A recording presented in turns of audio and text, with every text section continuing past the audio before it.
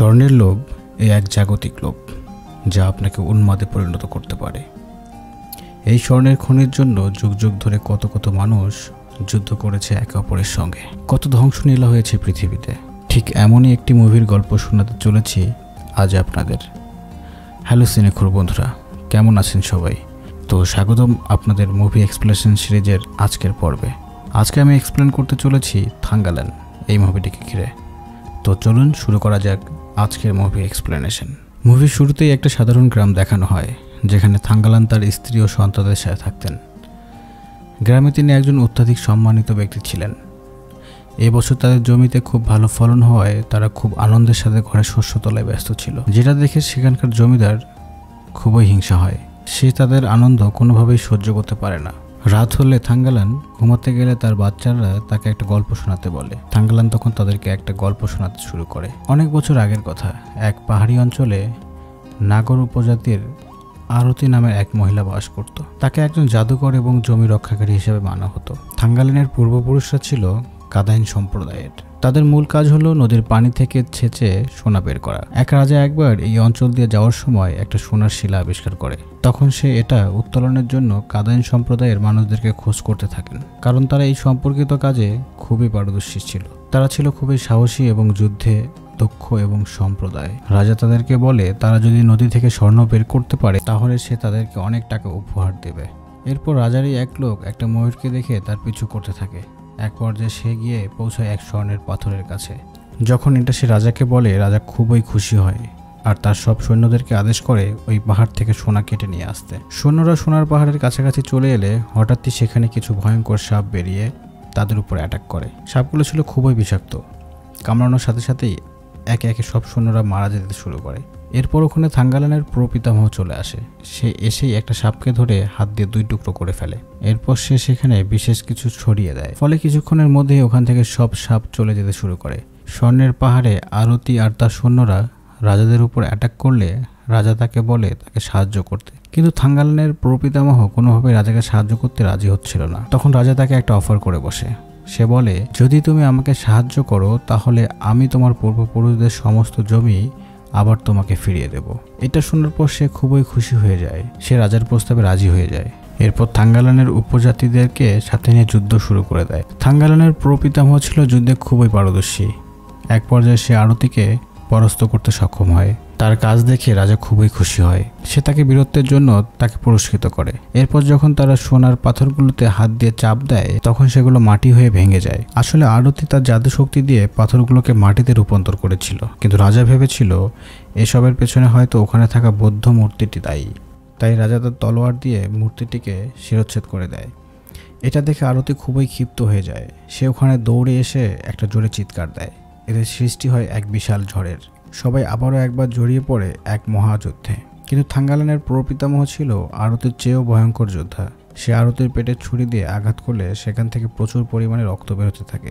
যতদূর অবধি আরতির রক্ত প্রবাহিত হচ্ছিল ততদূর অবধি মাটি সোনায় পরিণত হচ্ছিল। ঠিক এমন সময় থাঙ্গালানের স্ত্রী তাকে গল্প থামাতে বলে, কারণ তাদের বাচ্চারা গল্প শুনতে শুনতে ঘুমিয়ে পড়েছিল। এরপর জমিদারের একজন লোক ছদ্মবেশে ওখানে প্রবেশ করে।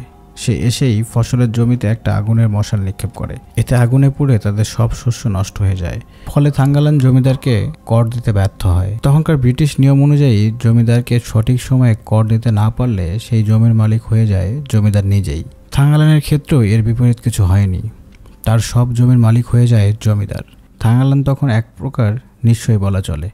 থাঙ্গালান যখন তার লোকদের নিয়ে জমিতে কাজ করছিল তখন ওখানে এক রাজা আসে সোনার খোঁজে। সে কাদাইন সম্প্রদায়ের সব মানুষদেরকে এক জায়গায় জড়ো করে, কিন্তু রাজাকে দেখে সবাই ওখান থেকে পালিয়ে যায়। এরপর রাজার একজন লোক সবার বাড়িতে গিয়ে সবাইকে পুরো ব্যাপারটা বুঝিয়ে বলে। পরদিন সকালে থাঙ্গালান ও তার লোকজনদেরকে রাজার সাথে দুর্গম পথ পাড়ি দিয়ে হেঁটে চলতে দেখা যায়। এক সময় তাদেরকে একটা নদী পার করতে হয়। নদী পার হওয়ার সময় পানির ভিতর আরতি চলে আসে। সে থাঙ্গালানকে ভয় দেখাতে থাকে, ফলে থাঙ্গালান ভয়ে নদীতেই আটকে যায়। তখন তার একজন লোক তাকে ধরে নদীর পাড়ে নিয়ে আসে।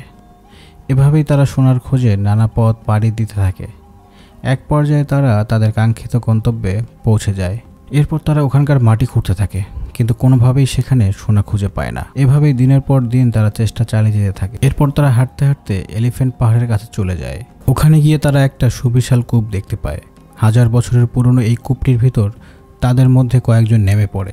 তাদের ধারণা ছিল কূপের ভিতর হয়তো সোনা থাকতে পারে। যখন সেখানে থাঙ্গালান ঝাঁপ দেয় তখন সে সোনার পরিবর্তে একটা মূর্তির মাথা দেখতে পায়, যেটা ছিল সেই বৌদ্ধ মূর্তির মাথা যেটা ওই রাজা ভেঙে দিয়েছিল। তারা ওই মাথাটি নিয়ে আবার হাঁটা শুরু করে। হঠাৎ তারা একটা বালিঝড়ের সম্মুখীন হয়। ঠিক তখনই ওখানে একটা হিংস্র বাঘ চলে আসে, যাকে দেখে সবাই খুব ভয় পেয়ে যায়। বাঘটি লর্ড ক্লিমেন্টের উপর অ্যাটাক করতে যাবে, ঠিক তখনই ওখানে থাঙ্গালান চলে আসে আর বাঘটার পেটে ছুরি দিয়ে আঘাত করে তাকে মেরে ফেলে। এরপর তারা আবারও হাঁটতে শুরু করে। এক পর্যায়ে তারা একটা পাহাড়ের কাছে চলে আসে, যেখানে তারা একটা মূর্তি দেখে মাটি খুঁড়তে শুরু করে। তখন হঠাৎই আরতি আবারও তার লোকজন নিয়ে চলে আসে। ওখানে দুপক্ষের মধ্যে তুমুল লড়াই চলে।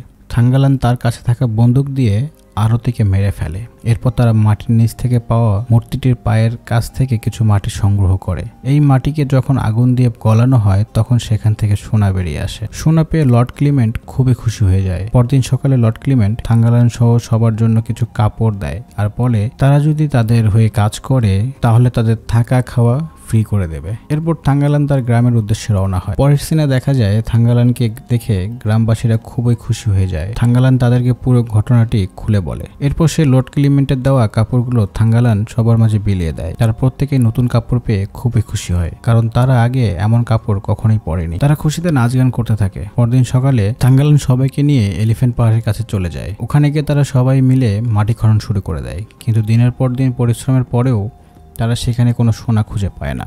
এতে অবশ্য তাদের কোনো লোকসান ছিল না, কারণ তারা ঠিক সময় মতো খাবার এবং বেতন পেয়ে যেত। এভাবেই তাদের দিন কাটতে থাকে। একদিন লর্ড ক্লিমেন্ট পাহাড়ের এক বিশেষ স্থানে এক টুকরো সোনার পাথর দেখতে পায়। সে যখনই ওটা আনতে যায় ঠিক তখনই ওখানে একটা বিশাল আকারের বিষধর সাপ চলে আসে। সাপটি লর্ড ক্লিমেন্টকে কামড়ে দিলে সে সেখান থেকে নিচে পড়ে যায়। ধীরে ধীরে ওখান থেকে আরো সাপ বের হতে থাকে আর তারা মানুষের উপর আক্রমণ করতে থাকে। এতে সবাই ভয় পেয়ে ওখান থেকে দৌড়ে পালাতে থাকে। এক পর্যায়ে একটা বিষাক্ত সাপ থাঙ্গালানের মেয়েকে কামড়ে দিলে সে সেখানেই মারা যায়। এরপর দেখা যায় তাদের কাজের গতি আরো বেড়ে যায়। অনেকদিন যাবৎ এক জায়গায় থাকার ফলে সেখানে তাদের খাবারের সংকট দেখা দেয়। না খেতে পেয়ে অনেকে অসুস্থ হয়ে পড়ে। হঠাৎ একদিন তারা ওখানে একটা গরু দেখতে পায়। সবাই মিলে গরুটিকে শিকার করার জন্য তাকে ধাওয়া করে। কিন্তু গরুটি যখন আবার বিপরীত দিকে অর্থাৎ শিকারীদের দিকে ছুটতে থাকে তখন তারা খুবই ভয় পেয়ে যায়। তখন ওখানে থাঙ্গালান এসে গরুটিকে তার কাছে থাকা তলোয়ার দিয়ে এক কোপে দুভাগ করে ফেলে। এরপর তারা গরুটিকে পুড়িয়ে বেশ মজা করে খায়। এতে তারা প্রত্যেকেই খুবই খুশি হয় এবং তাদের শরীরে আবারও শক্তি ফিরে আসে। কাজ শুরু হলে হঠাৎই পাহাড় থেকে একটা পাথর অদ্ভুতভাবে সরে যায়, যেখানে একটা গুহা আকারের কিছু ছিল। তখন থাঙ্গালান, ক্লিমেন্ট এবং আরো কয়েকজন লোক সেখানে প্রবেশ করে। গুহায় প্রবেশ করে তাদের চোখ পুরাই কপালে উঠে যায়, কারণ সেখানেই ছিল মূলত আসল সোনার খনি। এরপর তারা গুহা থেকে উপরে উঠে আসে। ক্লিমেন্ট সবাইকে আদেশ দেয় গুহা থেকে সোনা উত্তোলন করার জন্য। তখন তারা দেরি না করে দ্রুত গুহায় প্রবেশ করে। ক্লিমেন্ট আর তার সৈন্যরা উপরে দাঁড়িয়ে থাকে। কিন্তু এরপর ঘটে আরেক কাহিনী। যখনই তারা সোনার খণ্ড নিয়ে উপরে উঠেছিল ঠিক তখনই ক্লিমেন্টের সৈন্যরা একে একে সবাইকে মেরে ফেলতে শুরু করে। কিন্তু যখন ক্লিমেন্ট নিজে সোনার খণ্ডগুলোতে হাত দিতে ধরে তখন সে দেখে সেগুলো মাটির খণ্ড হয়ে গেছে। এটা দেখে সে খুবই রেগে যায়। এটা মূলত আরতির কাজ। সে তার জাদুর মাধ্যমে সোনাগুলোকে মাটি করে দিয়েছিল। আরতি অন্য মানুষের রূপ ধরে ওখানে প্রবেশ করে। থাঙ্গালানকে জাদুর মাধ্যমে তার অতীতের স্মৃতি মনে করিয়ে দেয়। মূলত থাঙ্গালান ছিল ওই এলাকার একজন রাজা। গোটা শহরটাই ছিল তার অধীনে। কিন্তু কোনো একটা কারণে থাঙ্গালান তার ক্ষমতা আর রাজত্ব দুয়ে হারিয়ে ফেলে। এরপর সেগুলো চলে যায় ব্রিটিশদের হাতে। সবকিছু মনে পড়ার পর থাঙ্গালান প্রথমে গিয়ে ক্লিমেন্ট আর তার সৈন্যদেরকে মেরে ফেলে। এরপর সে ওই গুহায় প্রবেশ করে তার লোকজনদের এবং তার গ্রামের জন্য সোনা সংগ্রহ করে। আর এখানেই মুভির সমাপ্তি ঘটে। তো কেমন লাগলো আজকের গল্প? ভিডিওটি ভালো লাগলে অবশ্যই একটি লাইক দিয়ে সাবস্ক্রাইব করতে ভুলবেন না। আর পরবর্তীতে কোন মুভির এক্সপ্লেনেশন দেখতে চাচ্ছেন সেটা অবশ্যই কমেন্ট করে জানাতে পারেন। সো দেখা হচ্ছে পরের ভিডিওতে। সেই অবধি ভালো থাকবেন, সুস্থ থাকবেন। আল্লাহ হাফেজ।